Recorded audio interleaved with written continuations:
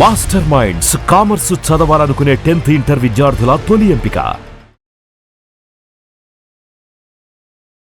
నమస్కారం, welcome to Suman TV. నేను గీతాంజలి. ప్రస్తుతం మనతో పాటు ఇస్కాన్ నుంచి ప్రణవానంద ప్రభుజీ ఉన్నారు. వారితో మాట్లాడదాం. హరే కృష్ణ ప్రభుజీ. హరే కృష్ణ. ఎలా ఉన్నారు? భగవద్దయ. చాలా సంతోషం, ఎన్నో రోజుల తర్వాత కలిసాము. విశేషమైన సందర్భం ఇప్పుడు పూరి జగన్నాథుడు. ఎన్నిసార్లు తలుచుకున్నా, ఎన్నిసార్లు విన్నా ఆయన గురించి తనివి తీరదంతే. ఇంకా ఇంకా తెలుసుకోవాలనే కోరిక.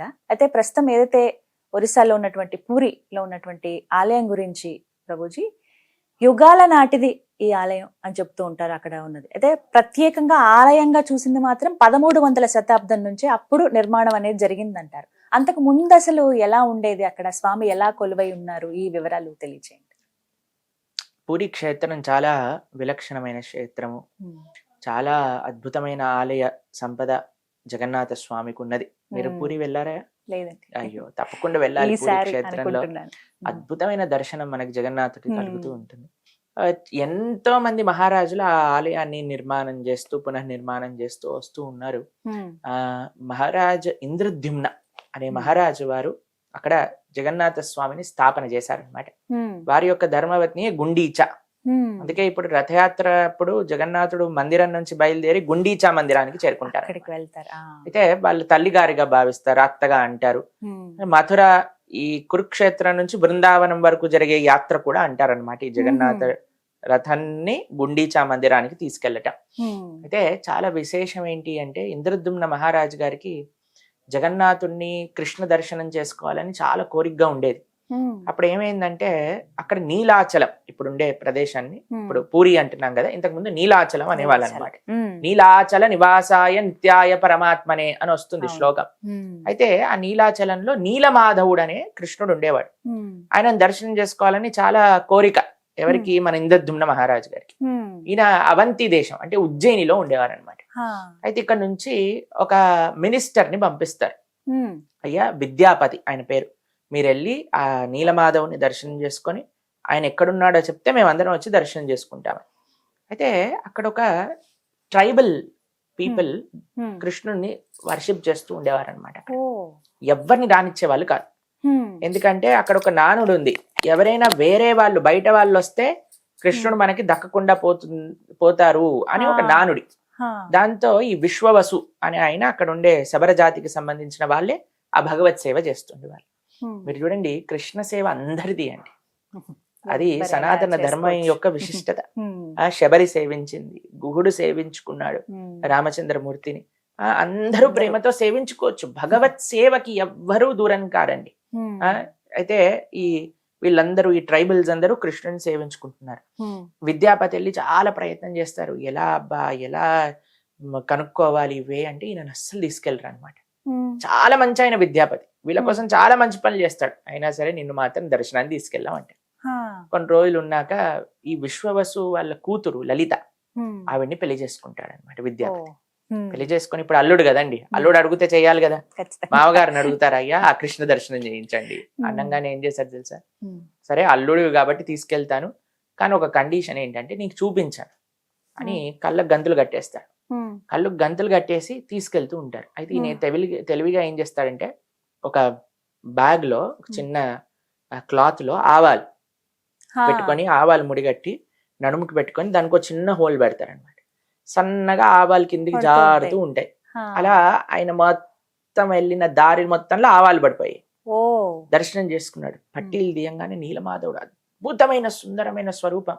అక్కడ నుంచి ఒక చిన్న పక్షి ఆ నీలమాధవ్ పక్కన ఉండే ఒక కుండ, రోహిణీ కుండమని, అక్కడికి వచ్చి ముట్టుకోగానే టప్పని కిందకి జారిపోయి వైకుంఠమూర్తులు 4 చేతులతో పైకి లేసి వైకుంఠానికి వెళ్ళిపోయింది. తర్వాత అక్కడ ఉండే ప్రసాదాలు, మాలలన్నీ కూడా మెరుస్తూ ఉన్నాయి అన్నమాట, ఆ పుష్పమాలికలు. ఎందుకంటే స్వర్గం నుంచి తెచ్చిన పూలతో అలంకరణ చేశారు స్వామికి. అయితే అలాంటి ప్రదేశం చూసి అమ్మయ్య మా మహారాజు గారికి చెప్పొచ్చు అని వచ్చేసారు. కొన్ని రోజులలో ఏమంది, ఆవాలు ఎంత తొందరగా మొలకెత్తిపోతాయి కదండి. అయితే ఆవాల దారి మొత్తం తెలిసిపోయింది, ఇక్కడ నీలమాధవుడు ఉన్నాడు. సరే అని వెళ్ళి ఇంద్రద్యుమ్న మహారాజు గారికి చెప్తారు, అయ్యా నీలమాధవుడు అడ్రస్ దొరికింది, పదండి తొందరగా వెళ్దాం అనగానే అందరూ బయలుదేరిపోతారు. బయలుదేరిపోయి ఆ నీలమాధవ్ దగ్గరికి వెళ్ళి చూసేసరికి ఆయన అంతర్ధానం అయిపోతారు. అయ్యో. కనిపించాడు. ఎందుకంటే ఆ నానుడు ఉంది, బయట వాళ్ళు ఎవ్వరూ దర్శనం చేసుకోలేరు నీలమాధవుడిని అని. ఆయన అంతర్ధానం అయిపోతారు. రాజుగారు ఎంత బాధ అంటే అసలు చాలా బాధపడతారు. అయ్యో నా వల్ల అపరాధమైందా, నా వల్ల భగవంతుడు మాయమైపోయాడా అంటే అప్పుడు భగవంతుడు ఆయన కల్లో కనిపించి, అయ్యా నీ వల్ల కాదు, నేను బ్రహ్మగారి యొక్క 50 సంవత్సరాలు నీలమాధవుడుగా, బ్రహ్మగారి నెక్స్ట్ 50 సంవత్సరాలు నేను జగన్నాథుడుగా దర్శనం ఇవ్వాలనుకుంటున్నాను. కాబట్టి ఈ రోజు రాత్రి ఒక పెద్ద పెద్ద చెక్క ముక్కలు 3 సముద్రానికి నుంచి వస్తాయి.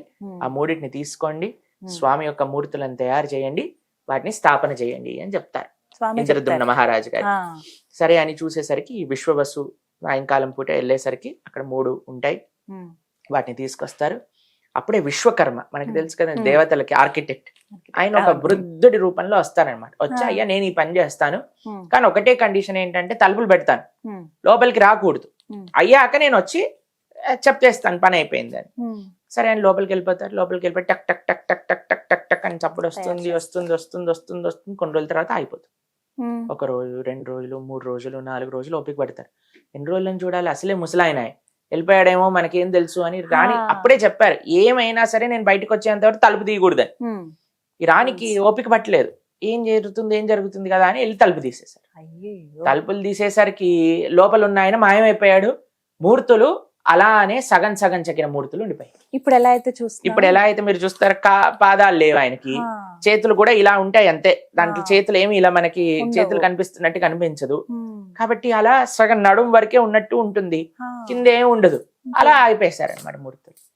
ఇప్పుడు చాలా బాధ. ఫస్ట్ టైం ఏమో మాయమైపోయారు, సెకండ్ టైం సగంగా అయిపోయింది. ఇప్పుడేంట్రా దేవుడా అని అంటే మళ్ళీ ప్రార్థన చేస్తే స్వామి చెప్పారు, అయ్యా నేను ఇదే రూపంలో దర్శనం ఇవ్వాలనుకుంటున్నాను, కాబట్టి ఇలానే స్థాపన చెయ్యి అని అన్నారండి.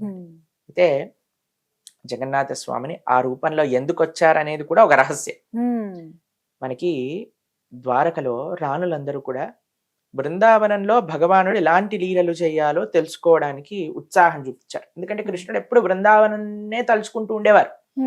యశోద, నంద, గోప, గోపి వీళ్ళ గురించి అంటూ ఉంటే ఎవరబ్బా వీళ్ళందరూ, అసలు వీడికి వాళ్ళకి ఏం సంబంధం అంటే రోహిణీదేవి చెప్పిందనమాట, నేను చెప్తాను కానీ ఒకటి ఏంటంటే బయట ఎవరో కాపలాగా ఉండండి, ఎందుకంటే కృష్ణుడు కానీ విన్నాడు అనుకోండి బృందావనానికి వెళ్ళిపోతాడు మీ అందరిని వదిలేసి, కాబట్టి సుభద్రని కాపలా పెడతారు. కృష్ణుడు బలరాముడిని ఆపండి వినకుండా అని లోపల కథలన్నీ చెప్తున్నారు, బృందావనంలో ఇలా జరిగింది అలా జరిగిందని. అంత లోపల సుభద్రాదేవి ఆనందంతో ఎప్పుడైనా ఆశ్చర్యంతో మన నేత్రాలు పెద్దగా అయిపోతాయి కదండి, అలా సుభద్ర పెద్దగా అయిపోయింది, నేత్రాలన్నీ పెద్దగా అయిపోయాయి, శరీరంలో ఉండే అవయవాలన్నీ లోపలికి వెళ్ళిపోయాయి ఆనందంతో. అది మహాభావ స్థితి అంటారు, మహానందం. అలా అయిపోయేసరికి కృష్ణుడు బలరాములు చూస్తున్నారు, అదేంటి సుభద్ర ఇలా అయిపోయింది, ఏమవుతుంది అక్కడ అని వెళ్ళి వీళ్ళు కూడా ఏంటంటున్నారు అనమాట. వీళ్ళు కూడా ఉంటుంటే వీళ్ళ నేత్రాలు కూడా పెద్దగా అయిపోయి శరీరంలో ఉండే అంగాలన్నీ కూడా లోపలికి వెళ్ళిపోయాయి. అప్పుడు ఆ స్వరూపాన్ని చూసి నారదుడు అన్నాడు, అయ్యా నీ యొక్క లీలలు నువ్వే ఇంటే ఇంత ఆనందపడతావా, కాబట్టి ఈ స్వరూపాన్ని కలియుగంలో ఉండే వాళ్ళందరికీ చూపించాలి, నువ్వు ఇలానే ఉండు జగన్నాథుడిగా అని ఆయన కోరుకునేసరికి భగవానుడు అన్నాడు, సుభద్ర బలరాముడితో నేను దర్శనం ఇస్తాను.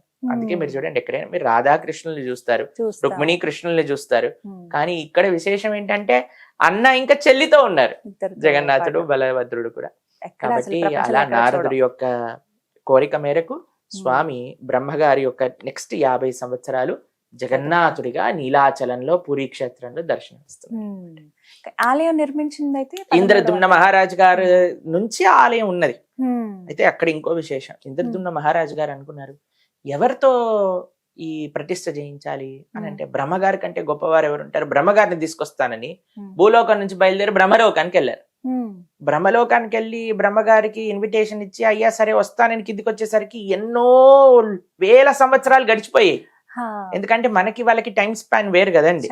వెళ్ళిపోయి కిందికి వచ్చేసరికి ఆయన అన్నారు, అమ్మో ఇన్ని సంవత్సరాలు గడిచిపోయి ఇప్పుడు ఏంటి సంగతి అంటే బ్రహ్మగారు మళ్ళీ ఆ ఇంద్రద్యుమ్న మహారాజు గారితో ఆ ప్రతిష్ఠ చేయించారు. ఆలయంలో చేయించాక జగన్నాథుడు అడుగుతాడు, అయ్యా నా దగ్గరికి ఎవరు వచ్చినా సరే వరాలు ఇస్తాను కదా, మరి నువ్వు నన్ను ప్రతిష్ఠ చేయించావు కదా, నీకేదైనా వరాలు కావాలంటే కోరుకో అని అంటే మొట్టమొదటి వరం ఒకటి అడుగుతారు. ఏంటట అంటే, అయ్యా నీ చేతులు ఎప్పుడు ఆరకూడదు.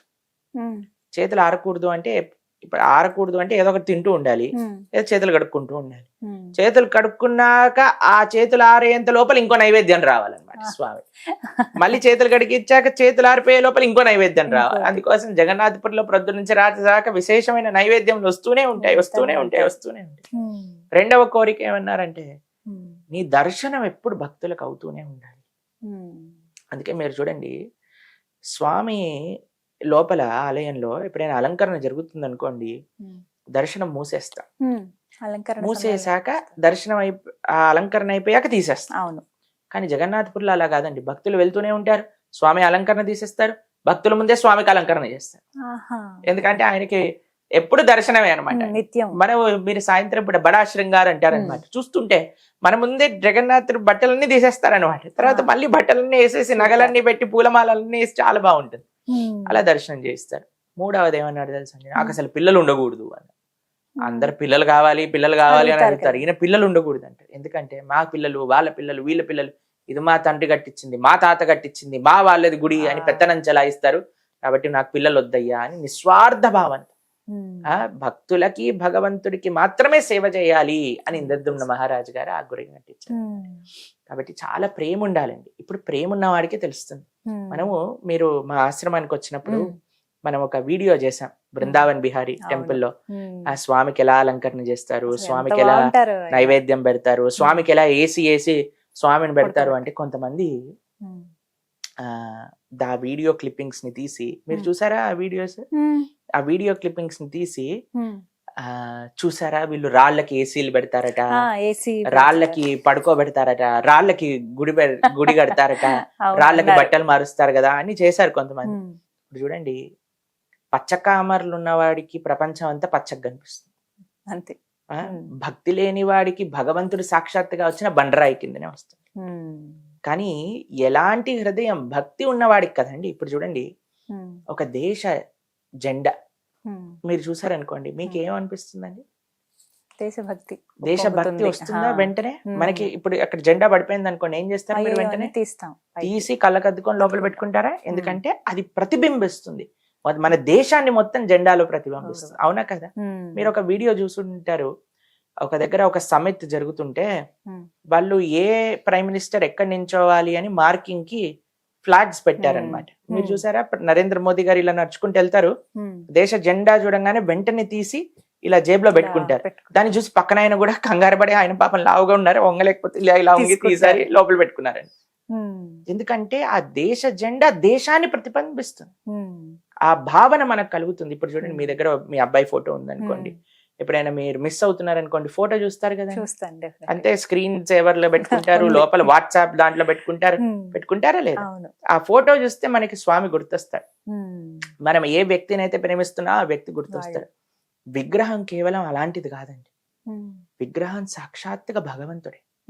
ఎందుకంటే ఆ స్వామి యొక్క రూపాన్ని అందులోకి ఆవాహన చేస్తాం, ప్రాణ ప్రతిష్ఠ చేస్తాం. ఇది కేవలం భక్తి ఉన్నవాడికే భగవంతుడు ఆ విధంగా గోచరిస్తాడు. భక్తి లేని బండరాయి మనసు ఉన్నవాడికి బండరాయి కనిపిస్తాడు కదా. కాబట్టి మూర్ఖంగా వారే వాళ్ళకి ఈ ప్రపంచంలో ఏమి మనం సమాధానం చెప్పలేం. కాబట్టి భక్తి భావనతో భగవంతుడిని చూడటం నేర్పించింది సనాతన ధర్మం. దేశం పట్ల, తల్లిదండ్రుల పట్ల, భగవంతుడి పట్ల ఈ యొక్క మేము ఇటీవలే పాశ్చాత్య దేశాలకు వెళ్ళేసి వచ్చాము. అక్కడ చూసాం మేము అసలు ఎన్ని ప్రదేశాలలో అసలు ఎలాంటి ఆధ్యాత్మికత పేరుతో, వాళ్ళ రిలీజియన్ పేరుతో ఎన్ని అరాచకాలు చేశారు. వాళ్ళని అంటూ ఉంటారు, అక్కడికి వెళ్ళి చూస్తే మీరైతే ఆశ్చర్యపోతారు అసలు ఎలాంటి అరాచకాలు చేశారు ఈ ఎవరైతే శాంతి మతాలని చెప్పుకుంటూ తిరుగుతూ ఉన్నారు వాళ్ళు. కాబట్టి మనకు వచ్చి పాఠాలు చెప్తారు, ఫస్ట్ వాళ్ళ చరిత్రను వాళ్ళు పరిశీలన చేసుకోవాలి ఏం చేశారు అని. కాబట్టి భగవంతుడికి భక్తియే, భగవంతుడిని ప్రేమించటమే సనాతన ధర్మము, ఇంకా ఏది కాదు. అదే మన ఇంద్రద్యుమ్న మహారాజు గారి యొక్క జీవితంలో కూడా చూసుకోవాలి. అలాగే పూరి క్షేత్రం గురించి మాట్లాడేటప్పుడు ప్రభుజీ, గోపురం అసలు ఆలయ నిర్మాణమే చాలా విశేషం అంటారు, అతి పెద్ద ఆలయం. దాంతో పాటుగా గోపురం గురించి మాట్లాడతారు, ఎందుకంటే ప్రతిరోజు ఆ జెండాని మార్చే విధానం కావచ్చు, ఏదో సాహసోపేతం అయినా సరే ఖచ్చితంగా అది మారుస్తారు. అలాగే పైన 1000 కేజీలతో ఉండేటువంటి ఆ చక్రం గాని అది స్వయంగా స్వామివారే అందించారని, అలాగే దాంతో పాటుగా అక్కడ ఇంకా ఎన్నో విశేషాలు, చప్పన్ భోగ్ ఖచ్చితంగా స్వామివారికి 56 రకాల నైవేద్యాలు పెడుతూ ఉంటారు. దాంతో పాటుగా చూసుకుంటే ఇంకా విశేషం రథయాత్ర.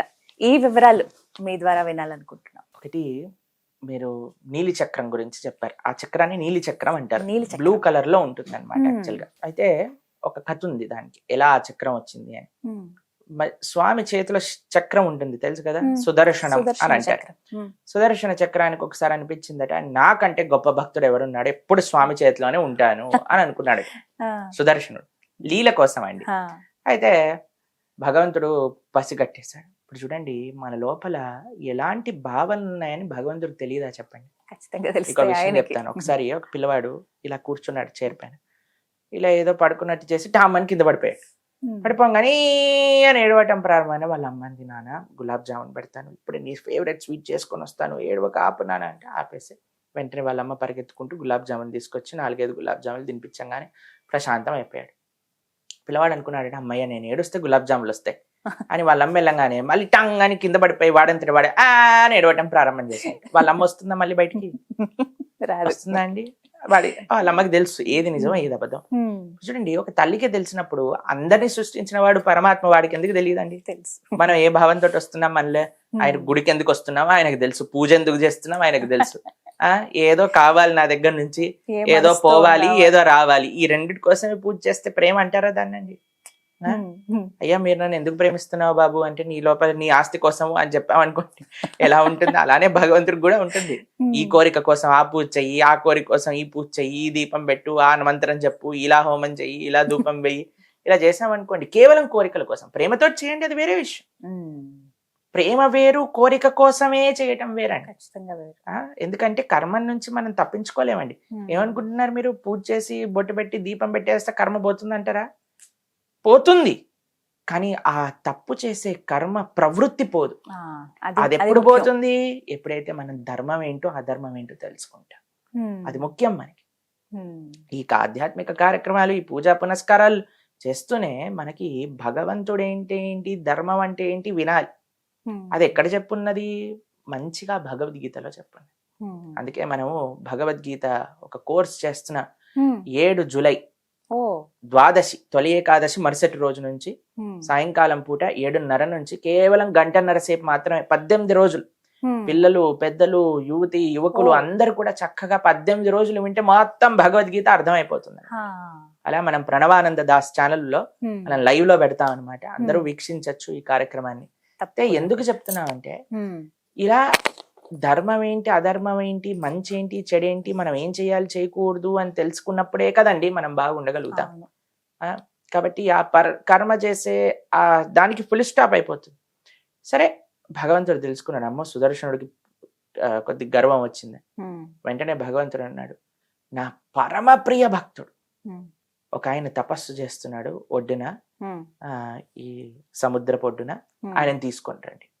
సుదర్శనుడు అనుకున్నాడు, పరమ ప్రియ భక్తుడా, అంత. నాకంటే గొప్ప భక్తుడా, ఎవడు వాడు అని వెళ్ళి చూసేసరికి అక్కడ హనుమున్నాడు, తపస్సు చేస్తున్నాడు. సరే అని సుదర్శనుడు చెప్పాడు, స్వామి పిలుస్తున్నాడు రా. అయ్యో, స్వామి నన్ను పిలుస్తున్నాడు, తప్పకుండా వస్తాను నేను అని హనుమ వస్తున్నాడు. సుదర్శనుడు అనుకున్నాడు, ఎలాగైనా సరే నన్ను గుళ్ళోకి రానివ్వకుండా చేస్తా ఉమ్. అని 4 స్వరూపాలతో, 4 ద్వారాలు ఉంటాయి పూరిలో. ఉమ్. ఆ 4 ద్వారాల పట్ల మహాజ్వాలను విరజల్లుతూ సుదర్శనుడు తిరుగుతున్నాడు అనమాట. హనుమ ఇటు నుంచి రావాలని చూశాడు సుదర్శనుడు, ముందు నుంచి రావాలని చూశాడు సుదర్శనుడు, ఇటు పక్క నుంచి సుదర్శనుడు, వెనకాల నుంచి రావాలనుకున్నాడు సుదర్శనుడు. స్వామి ఏమో జగన్నాథుడు వెయిట్ చేస్తున్నాడు, హనుమ ప్రయత్నిస్తున్నాడు, రాలేకపోతున్నాడు. సుదర్శనుడు అంటున్నాడు అన్నమాట, చూసావా నీ పరమ భక్తుడు అన్నావు, చెప్పాక కూడా రావట్లేదు నీ గుళ్ళోకి, ఏం భక్తుడు అయ్యా ఆయన అని అన్నాడు అనమాట స్వామితో. అయితే ఏమనట్లేదు, జగన్నాథుడు నవ్వుతూ చూస్తున్నాడు, హనుమ కూడా చూస్తున్నాడు, ఎంతసేపు చేస్తాడు. తర్వాత ఒక్కసారి భగవంతుడి నామాన్ని స్మరణ చేసి 4 చేతులు తెచ్చుకొని 4 చేతులతో 4 సుదర్శనాలను పట్టేసుకున్నాడు హనుమ. పట్టుకొని లోపలికి అలానే నడుచుకుంటూ వెళ్ళాడు, స్వామిని దర్శనం చేసుకున్నాడు, వెళ్ళిపోయాడు. అప్పుడు సుదర్శనుడు ఇలా తలదించుకున్నాడు అనమాట. అప్పుడు అన్నాడు భగవంతుడు, నీకు గర్వం వచ్చింది. భగవంతుడికి గర్వం నచ్చదండి. మనం గర్వంతో ఎంత గర్వం పెరిగిపోయిందంటే, భగవంతుడిని దూషిస్తున్నారు జనాలు. ఇప్పుడు భాగవతోత్తములను దూషిస్తున్నారు, పీఠాధిపతులని, సన్యాసులని, సాధువులని, వచ్చిన రాని మాటలు మాట్లాడేస్తుంటారు. ఏమనుకుంటారంటే అది ఫ్యాషన్ అనుకుంటున్నారు జనాలు. కానీ అది ఎంత భగవద్ అపరాధమో, ఎంత మన జీవితంలో చెడు తెస్తుందో పాపం వాళ్ళు ఆలోచించలేకపోతున్నారండి. అయితే సుదర్శనుడిని చూసి భగవంతుడు అన్నాడు, ఈ క్షేత్రంలో నీకేం పని లేదు కాబట్టి నువ్వు కర్రగా మారిపో అని అన్నారు. అందుకే మీరు చూసారంటే మన జగన్నాథుడు, బలభద్రుడు, సుభద్ర పక్కన ఒక కర్ర ఉంటుంది, సుదర్శనుడు. ఆ క్షేత్రంలో చక్రంలా ఉండడు, ఆయన కర్రలా ఉంటాడు పక్కన. ఫస్ట్ మీరు జగన్నాథ రథయాత్రలో కూడా ఆ కర్రను తీసుకొస్తారు, అప్పుడు భగవానుడు మిగతా పరివారం అంతా వస్తుంది. ఆ కర్ర సుదర్శనుడు అనమాట. తర్వాత పాపం భగవంతుడు ఇలాంటి వాడంటండి, చాలా ప్రేమ కలిగి, ఆయనంత దయ కలిగిన వాడు, ఆయనంత ప్రేమ కలిగిన వాడు ఇంకోటి ఉండడండి. ఇప్పుడు చూడండి, అమ్మ మనకి కొట్టింది అనుకోండి, ఒక తప్పు చేసామని, దాని తర్వాత అన్నం కూడా పెడుతుంది కదండి. ఇంకా చెప్పాలంటే మనకి ఏమి నచ్చుతుందో అది చేసి మరీ పెడుతుంది. పాపం పశ్చాత్తాపంతో, అయ్యో అన్నానే పిల్లవాడిని, మన మంచి కోసమే అంటుంది, అయినా సరే మనల్ని బుజ్జగిస్తుంది. అలా పాపం భగవంతుడు చూసి, కొంతమంది ఉంటారు ఎప్పటికి నరకంలో పడేస్తారట, ఎప్పటికీ స్వర్గంలోకి తీసుకు ఏం చేస్తాడో ఏమో తెలియదు, కానీ మనస్వామి మాత్రం ఏమంటున్నాడు, పాపం కొద్దిగా చిన్న పనిష్మెంట్ ఇచ్చాడండి. తర్వాత ఏమనుకున్నాను సార్, ఎందుకు అన్నానో ఈయనని, పాపం మా సుదర్శనుడు ఎంత సేవ చేస్తాడు. సరే సుదర్శన, నీకు ఒక దివ్యమైన స్వరూపాన్ని ఇస్తాను, నీలి చక్రంగా నా గుడిపై నుండు, నా దర్శనం కూడా రావాల్సిన అవసరం లేదు, నీ దర్శనం చేసుకుంటే జగన్నాథపురి దర్శనం చేసిన ఫలితం వస్తుంది అని చెప్పాడు జగన్నాథుడు సుదర్శనుడికి. కేవలం నీ దర్శనం. అందుకే మీకు తెలిసిందే, పూరి వాసులు భగవంతుడి ఆలయానికి రాలేని రోజులు ఉంటాయి, కొన్ని శౌచాలు అవి ఉంటాయి, పైకి వెళ్ళి సుదర్శనాన్ని దండం పెట్టుకుంటారు అంతే అండి. ఎక్కడి నుంచి చూసినా సరే సుదర్శన్ని దండం పెట్టుకుంటే పూరి క్షేత్ర దర్శన ఫలితం వచ్చేసినట్టే. ఆ వరం ఇచ్చారనమాట. అయ్యా, ప్రతిరోజు నీకు ఆరాధన జరుగుతుంది, ప్రతిరోజు నీ పైన ఉండే జెండాని మారుస్తారు, ప్రతిరోజు పూరి క్షేత్రం అంటే నీలి చక్రమే విశేషం. కాబట్టి అంత గొప్ప బుజ్జగింపు కూడా చేశాడండి స్వామి. అది భగవంతుడి లోపల ఉండే ఆ కరుణ, కృప, చక్రం చాలా పెద్దది. 1000 కేజీలు అంటున్నారు కదా, చాలా పెద్దదండి. అసలు గుడే 300 అడుగులు ఉన్నప్పుడు దానిపైన చక్రం అంత ప్రస్ఫుటంగా కనిపిస్తుందో, అసలు చక్రం చాలా బ్రహ్మాండంగా ఉంటుంది. పూరి క్షేత్రంలో అందరూ చక్ర దర్శనమే విశేషం, చక్ర దర్శనం చేసుకోవాలి. అలాగే పైన జెండా రోజు మారుస్తారు కదా ప్రభుజీ, అందులో ఒక చాలా విశేషం ఉంది. ప్రతిరోజు జెండాని మారుస్తారు. అందులో ఒకటే పరివారం చెందిన వాళ్ళు తరతరాలుగా ఆ సేవ చేస్తున్నారు అనమాట. అయితే తండ్రి గారు వాళ్ళ పిల్లవాడిని నేర్పిస్తున్నారు ఒకసారి జెండా ఇలా మార్చాలని. అయితే ఇలా ఉల్టా ఎక్కుతారనమాట వాళ్ళు, ఇలా గోపురాన్ని వెనక్కి ఎక్కుతారు. ఎక్కినప్పుడు ఆ పిల్లవాడు పైకి వెళ్ళాడు, మొత్తం సుదర్శనుడి పైన జెండా మార్చేశారు, ఆరతి ఇస్తారు అక్కడ నుంచి. ప్రతిరోజు చూడొచ్చు మనం, అందరు భక్తులు చూస్తారు. 4:30-5 గంటల సమయానికి అది వెళ్ళినప్పుడు ఏమైందంటే, ఒకసారి ఆ పిల్లవాడు పై నుంచి పడిపోయాడు. 300 అడుగులు సుమారుగా అనుకోండి, అక్కడ నుంచి పిల్లవాడు పడిపోయేసరికి అందరు ఆశ్చర్యం, అందరు చూస్తుంటారు కదండి, అందరూ జగన్నాథ్ జయ జగన్నాథ్ అని ప్రార్థన చేస్తుంటే ఎక్కడి నుంచి వచ్చిందో ఏమో తెలియదు కానీ ఒక పెద్ద కోతి వచ్చి ఆ పిల్లవాడిని అలా అని చేతిలో పట్టుకొని ఆపేసి ఆ పిల్లవాడిని దింపేసి ఆ కోతి వెళ్ళిపోయింది అక్కడ నుంచి. ఎన్నో సంవత్సరాలు కాదు, కొన్ని సంవత్సరాల ముందే. దాని సాక్షులు కూడా ఉన్నారు ఇక్కడ జగన్నాథ్పూర్లో. ఇంకా కాబట్టి ఆ పిల్లవాడు కూడా ఉన్నాడు, ఎవరిని కాపాడబడ్డాడు, ఆయన ఇంకా సేవ చేస్తున్నాడు ఆ సేవ. భగవంతుని నమ్ముకున్న వాడికి రక్ష అన్న దాంట్లో ఎటువంటి సందేహం లేదు, అదంటే విశేషం అన్నమాట. అయితే ఆ జెండా గురించి ప్రభుజీ, వ్యతిరేక దిశలో, గాలికి వ్యతిరేక దిశలో ఉంటుందట కదా, అన్ని విచిత్రాలండి. ఇన్ని మహిమలు కలిగినా సరే దేవుణ్ణి అర్థం చేసుకోలేకపోయేవాడిని మూర్ఖుడు కంటే ఏమంటాను చెప్పండి. కానీ ఇదేదో గొప్ప విషయం కాదు, ఆ స్వామి యొక్క కృప. వైకుంఠాన్ని వదిలేసి మన దగ్గరకు వచ్చారు, దానికంటే కొద్ది కృప ఇంకేముంటుంది. ఇప్పుడు చూడండి, మనం ఎవ్వరు కూడా మంచి ఫెసిలిటీ, మీకు ఒక ఏసీ ఆఫీస్ ఇచ్చారనుకోండి, బ్రహ్మాండంగా ఏసీ ఉంది, స్పేషియస్ ఆఫీస్, టేబుల్ చైర్లు అన్ని ఉన్నాయి. తర్వాత మీకు కొన్ని రోజుల తర్వాత చెప్పారనుకోండి, ఇప్పుడు కొద్దిగా అంత బడ్జెట్ లేదు, ఓ గుడిసెలో ఉండండి అన్నారనుకోండి, ఏమంటారు మీరు? వేరే ఆఫీస్ చూసుకుంటామండి, మేము గుడిసెలో ఉండమంటే. ఎందుకంటే మంచి ఫెసిలిటీని వదిలేసి మనం చెడు ఫెసిలిటీకి వెళ్ళాలనుకోం కదండి. వైకుంఠంలో వదిలేసి భగవంతుడు ఈ లోకంలోకి వచ్చాడంటేనే ఎంత విశేషం చెప్పండి. వైకుంఠంలో ఎలాంటి సేవలు చేస్తారంటే తెలుసా అండి, వైకుంఠంలో దుమ్ము లేదు, పొల్యూషన్ లేదండి, కానీ లక్ష్మీదేవి ఎప్పుడు తుడుస్తూనే ఉంటుందట. ఎందుకంటే మా స్వామి వచ్చినప్పుడు అంత చకాచక్క ఉండాలని, దుమ్ము లేని ప్రదేశంలో కూడా తుడుస్తూనే ఉంటుందట ఆవిడ. అంటే ఎంత ప్రేమగా చూసుకుంటారో భగవంతుని ఆలోచన చేయండి. శ్రీమతి రాధారాణి గోలోక బృందావనంలో ఇప్పటి వరకు ఒక్క ఐటెం కూడా రిపీట్ చేయకుండా వండుతుందట అండి కృష్ణుడికి ప్రతిరోజు. అలాంటి రోజుకి ఒకటే ఐటెం కాదు, రోజుకి 108, రోజుకి చెప్పని భోగు, కానీ ఇప్పటి వరకు ఒకటి కూడా రిపీట్ అవ్వలేదటండి స్వామి. ఎంత ప్రేమగా చూసుకుంటారు. ఆ లోకాన్ని వదిలేసి ఇలాంటి జనాలు, భగవంతుడిని దూషించే వాళ్ళు, భగవంతుడి గురించి చెడు మాట్లాడే వాళ్ళు, అలాంటి భగవంతుడిని కేవలం కోరికల కోసమే వాడు వెనకాల పడేవాళ్ళు, అలాంటి జనాలు ఉన్న ఈ ప్రదేశం కూడా వచ్చి మనల్ని కాపాడాలని చూస్తున్న వాడికి ఎంత ప్రేమ చెప్పండి. కాబట్టి ఆ జెండా గొప్పదా, అటువైపు గొప్పదా అంటే అవన్నీ తర్వాత, కానీ ఆ స్వామి వచ్చాడు మన కోసం, దానికంటే గొప్ప అద్భుతం ఏముంది. కాబట్టి ప్రేమతో భగవంతుని ఆరాధన చేయాలి. ఈ ప్రేమించటం భగవంతుడికి భక్తి అనేది నేర్పిస్తుంది భాగవతం, భగవద్గీత. అందుకు సనాతన ధర్మంలో ఉండే వాళ్ళందరూ ముఖ్యంగా మన కేంద్రం ఏంటంటే భగవద్గీత, భాగవతాన్ని అర్థం చేసుకోవటం, భగవంతుడి పట్ల ప్రేమను పెంచడం. అది నిజమైన ధర్మం. సవై పుంసాం పరో ధర్మో యతో భక్తిర్ అదోక్షజే. అన్నిటికంటే గొప్ప ధర్మం ఏంటి అంటే భగవంతుని ప్రేమతో ఆరాధన చేయటం. అదొకటే మనం చేయగలిగింది.